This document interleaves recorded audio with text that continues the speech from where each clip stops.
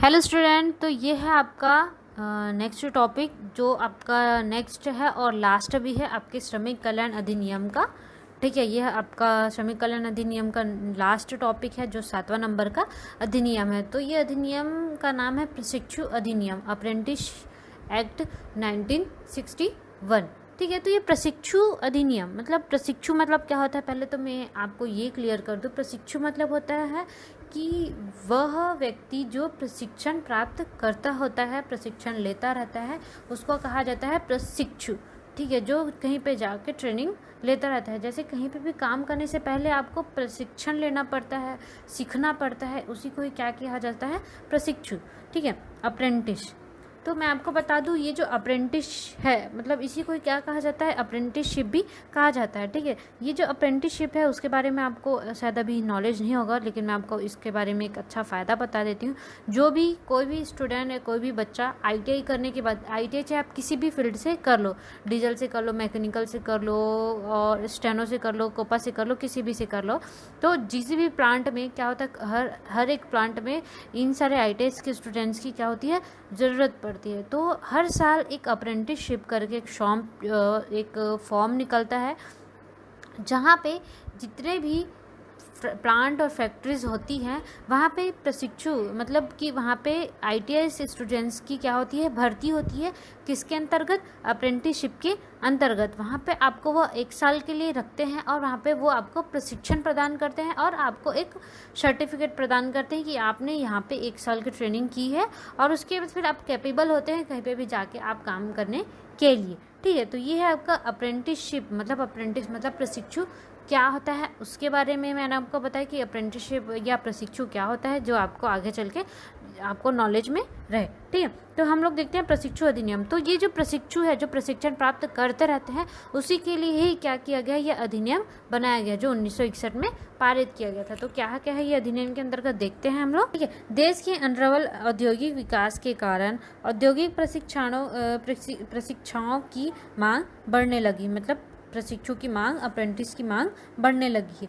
उद्योगों में प्रशिक्षण प्राप्त व्यक्तियों के नियोजक की आवश्यकताओं में नियोक्ताओं एवं इन औद्योगिक प्रशिक्षाओं के मध्य विभिन्न विवादों एवं समस्याओं को जन्म दिया। अतः ऐसे इंडस्ट्रियल अप्रेंटिस से संबंधित मामलों के नियमन एवं नियंत्रण के लिए 1961 में प्रशिक्षु अधिनियम 1961 पारित किया गया था। मतलब जब यह अधिनियम पारित नहीं किया गया था तो प्रशिक्षु और नियोजक के बीच में यह बहुत ज़्यादा मामला हर टाइम गड़बड़ा रहता था कि क्या करना चाहिए, क्या नहीं करना चाहिए। क्योंकि भाई वो तो प्रशिक्षु या सीखने के लिए आया है और उनके हिसाब से उनकी सैलरी नहीं दिया जाता था, तो उस बीच में बहुत ज़्यादा प्रॉब्लम्स होते थे।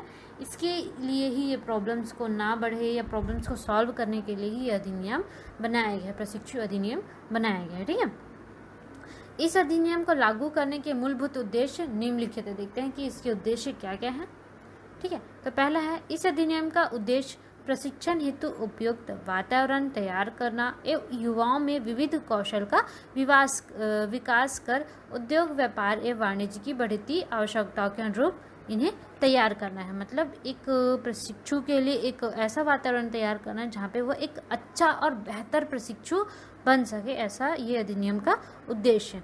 ठीक है, उसके बाद दूसरा है, युवाओं को लाभकारी नियोजन के अवसर को उपलब्ध करना, क्योंकि हर साल लाखों लोग ITI पास करते हैं, हर साल नए युवाओं को नौकरियों की ज़रूरत पड़ती है, तो यह उनके लिए एक सुनहरा मौका हो सकता है। ठीक है, उसके बाद तीसरा है, प्रशिक्षु श्रमिक के स्वास्थ्य, सुरक्षा एवं कल्याण हेतु आवश्यक प्रावधान करना। अतः यह अधिनियम एक सामाजिक सुरक्षा एवं कल्याण अधिनियम है। मतलब जो भी श्रमिक, जो भी प्रशिक्षु जो प्रशिक्षण प्राप्त करते रहते हैं, उनके लिए एक कल्याणकारी एक आवश्यक प्रावधान है जो उनके लिए जरूरी होता है। ठीक है, उसके बाद फिर चौथा है, श्रमिकों को शारीरिक क्षति या चोट लगने की दशा में श्रमिक क्षतिपूर्ति अधिनियम के अंतर्गत नियोक्ताओं को क्षतिपूर्ति के भुगतान हेतु उत्तरदायी ठहराना। अब कोई प्रशिक्षु या कोई यंगर्स वहाँ पे काम कर रहा है प्रशिक्षण हेतु 1 साल के लिए, और उस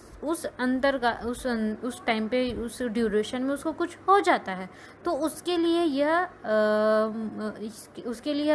अधिनियम बनाया गया है जिसका यह उद्देश्य है। ठीक है, मतलब कि अगर कोई भी प्रशिक्षु काम कर रहा है, काम करने के दौरान उसको कुछ हो जाता है तो इसके पहले या उसके लिए इसको बनाया गया है। ठीक है, तो आगे देखते हैं अधिनियम का लागू होना। यह अधिनियम कब और कैसे लागू हुआ था? ठीक है, यह अधिनियम संपूर्ण भारत पर लागू होता है, जबकि इस अधिनियम के प्रावधान किसी भी क्षेत्र अथवा किसी भी उद्योग पर तभी लागू होंगे जबकि केंद्र सरकार राज्य की गजट में इसके लागू होने की अधिसूचना जारी करेगा। अगर यह अधिनियम को लागू होना है तो जब तक केंद्रीय सरकार इसको पारित नहीं करेगा, इसको परमिशन नहीं देगा, तब तक यह अधिनियम लागू नहीं हो सकता है। ठीक है, यह है इसके अधिनियम का लागू होने का तरीका। उसके बाद फिर देखते हैं शिक्षु प्रशिक्षण। ठीक है, कि इसको किस किस रूप में इसको बांटा गया है।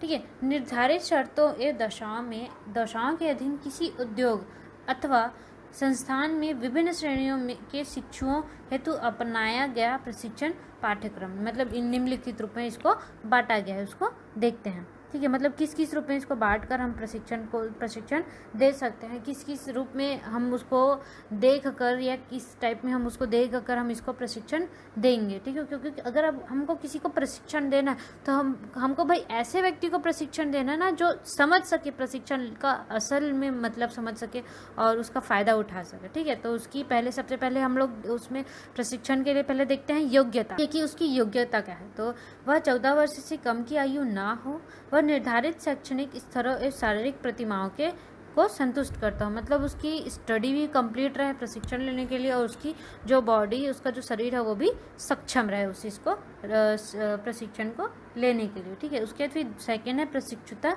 अनुबंध। कोई भी व्यक्ति यदि आवश्यक है तो उसका संरक्षण प्रशिक्षण के एक प्रशिक्षु के रूप में शामिल नहीं हो सकता जब तक कि उनसे नियोक्ताओं के प्रशिक्षुता अनुबंध पर नहीं किया हो। इस अनुबंध को तिथि से ही प्रशिक्षुता प्रशिक्षण प्रारंभ माना जाता है। ठीक है, जो भी प्रशिक्षुता जो निर्धारित करता है उसी के बाद ही से ये प्रशिक्षण क्या होता है माना जाएगा। ठीक है, उसके बाद तीसरा है प्रशिक्षुता अनुबंध का नवकरण। फिर नेक्स्ट है प्रशिक्षुता अनुबंध का नवकरण। ठीक है, तो इसको देखते हैं हम लोग क्या बोलते हैं। यदि नियोक्ता किसी कारणवश अनुबंध के अधीन अपने दायित्व को पूर्ण करने में असमर्थ हो, या दूसरा प्रशिक्षु सलाहकार की सहमति प्राप्त कर ली गई हो। ठीक है, तीसरा है प्रशिक्षु सलाहकार के पास ऐसे ठहराव या पंजीयन होना चाहिए। ठीक है, उसके बाद एक नया अनुबंध नियोक्ता एवं प्रशिक्षु के बीच और अन्य नियोक्ताओं के बीच कि वह प्रशिक्षु प्रशिक्षण की बकाया अवधि के लिए नियुक्त होगा। ठीक है, तो प्रशिक्षु अनुबंध का नवकरण इस रूप में किया जाता है। ठीक है, उसके बाद फिर चौथा देखते हैं कि प्रशिक्षु अवधि। ठीक है, तो प्रशिक्षु अवधि का देखते हैं। प्रशिक्षु प्रशिक्षण की अवधि राष्ट्रीय परिषद द्वारा निर्धारित की जाती है, कि मतलब प्रशिक्षु को कितने टाइम तक इसकी अवधि बढ़ाना है, कितने टाइम तक रखना है, यह किसके द्वारा होता है, राष्ट्रीय परिषद के द्वारा ही किया जाता है। ठीक है, उसके बाद पांचवा प्रशिक्षुता की समाप्ति, कब इसकी प्रशिक्षण को समाप्त करना है। तो प्रशिक्षुता प्रशिक्षण की अवधि के समाप्त होने पर ही इसका समाप्ति किया जाता है। प्रशिक्षुता अनुबंध के किसी भी पक्षकार द्वारा प्रशिक्षुता सलाहकार होता है, मतलब अगर प्रशिक्षु का कोई भी अप्रेंटिस का प्रशिक्षण को समाप्त करना है तो ये एक सलाहकार के द्वारा ही होता है। ठीक है, उसके छठवा है नियोक्ता का दायित्व। अगर कोई नियोक्ता है उसकी दायित्व क्या क्या है उनके प्रशिक्षु को लेकर। ठीक है, तो पहला प्रशिक्षु के लिए प्रशिक्षण की व्यवस्था करना, जो भी प्रशिक्षु है जो प्रशिक्षण प्राप्त करने आया है उसके लिए एक अच्छी प्रशिक्षण की व्यवस्था करना। यदि नियोक्ता स्वयं उस संबंधित व्यापार में प्रशिक्षण देने के लिए योग्य नहीं है तो वह उस प्रशिक्षण देने वाले व्यक्ति को जो उस व्यापार के प्रशिक्षण देने की योग्यता रखता है की व्यवस्था करेगा। अगर कोई किसी जगह आप अप्रेंटिसशिप की भर्ती लेते हैं और आपको उस चीज़ का ज्ञान नहीं है, आपको वो देने नहीं आ रहा है, आपको ट्रेनिंग देने नहीं आ रहा है, तो उस कंडीशन में आपको एक ऐसे व्यक्ति को हायर करना पड़ेगा जो इस प्रशिक्षण देने में कैपेबल रहे और प्रशिक्षु को प्रशिक्षण दे सके। ठीक है, उसके बाद फिर ये तो नियोक्ता का दायित्व हो गया। अब देखते हैं कि प्रशिक्षु का क्या क्या दायित्व होता है। ठीक है, तो प्रशिक्षु की अवधि के समाप्त होने से पूर्व सजगता एवं सफलतापूर्वक सीखने का प्रयास करें। मतलब एक प्रशिक्षु का एक यह दायित्व रहता है कि आप अपने जो काम आपको दिया गया है उसको आप सीखने का पूरा कोशिश करते रहें। ठीक है, उसके बाद नियमित रूप से प्रायोगिक एवं सैद्धांतिक कक्षाओं में भाग लेना। अपने व्यापार में नियोक्ता एवं वरिष्ठ सदस्यों के कानूनी आदेशों का क्रियान्वयन करना, ये प्रशिक्षु का दायित्व होता है। ठीक है, उसके फिर 8वां है प्रशिक्षु को भुगतान। प्रशिक्षु को किस रूप में भुगतान देना। नियोक्ता प्रत्येक प्रशिक्षु को प्रशिक्षुता प्रशिक्षण की अवधि के दौरान निर्धारित दर से स्टाइपेंड का भुगतान करेगा। मतलब अगर किसी भी प्रशिक्षु को उसके प्रशिक्षण के दौरान का जो अवधि निर्धारित किया रहता है उसी टाइम में उसको भुगतान करना पड़ता है। ठीक है, उसके बाद फिर 9वां है प्रशिक्षु प्रत्येक सप्ताह के निर्धारित घंटों के लिए कारखाने में प्रायोगिक प्रशिक्षण प्राप्त करेगा। प्रशिक्षुता सलाहकार की अनुमति के बिना किसी भी प्रशिक्षु को अधिक समय कार्य पर नहीं लगाया जा सकता है। उसका एक लिमिट होता है प्रशिक्षु को कार्य कराने का, तो उस लिमिट पे ही कोई भी जो नियोक्ता है वह उसको प्रशिक्षु को काम कराएगा, उससे ज़्यादा वह काम उसको नहीं दे सकता। ठीक है, उसके बाद प्रशिक्षुता अनुबंध के दौरान नियोक्ता एवं प्रशिक्षु के मध्य उत्पन्न किसी भी असहमति अथवा विवाद के उत्पन्न होने पर उसका समाधान प्रशिक्षुता सलाहकार के निर्णय द्वारा किया जाता है। ठीक है, अगर किसी कंडीशन से किसी रूप में अगर वहाँ के नियोक्ताओं और प्रशिक्षु के बीच कोई बात को लेके विवाद हो जाता है तो वह विवाद का सलाह जो है प्रशिक्षु सलाहकार से लिया जाता है। जो अप्रेंटिस प्रशिक्षु लोगों को जो लीडर होता है उसी से ही इसका क्या किया जाता है, सलाह वगैरह लिया जाता है कि इस चीज़ को कैसे सुधारा जा सके, इस चीज़ को कैसे ठीक किया जा सके। ठीक है, तो ये है आपका प्रशिक्षु अधिनियम। ठीक है, ये आपका लास्ट टॉपिक है इस यूनिट का। ठीक है, और इसमें से अगर कुछ समझ नहीं आया होगा तो आप मुझे डाउट ज़रूर पूछिए। ठीक है, थैंक यू।